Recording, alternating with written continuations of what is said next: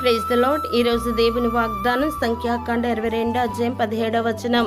నేను నీకు బహు ఘనత కలుగజేసేదను. ప్రియ దైవజనమా, యెహోవా యందు భయభక్తులు కలిగి ఉండుట వినయమునకు ప్రతిఫలము, ఐశ్వర్యమును ఘనతయు జీవమును దాని వలన కలుగును. కాబట్టి యెహోవా యందు భయభక్తులు కలిగిన వారు ఘనత నుండి ప్రహర్షించుదురు. వారు సంతోషభరితులై తమ పడకల మీద ఉత్సాహగానము చేయుదురు. ఎందుకనగా ఘనతా ప్రభావములు ఆయన సన్నిధిని ఉన్నవి, బల సౌందర్యములు ఆయన పరిశుద్ధ స్థలములో ఉన్నవి.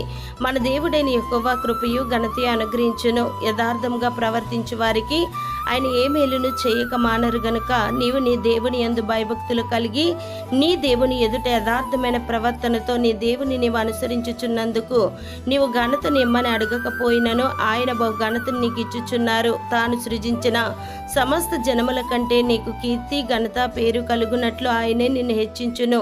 దేవుడు మిమ్మల్ని దీవించునుగాక. ఆమెన్.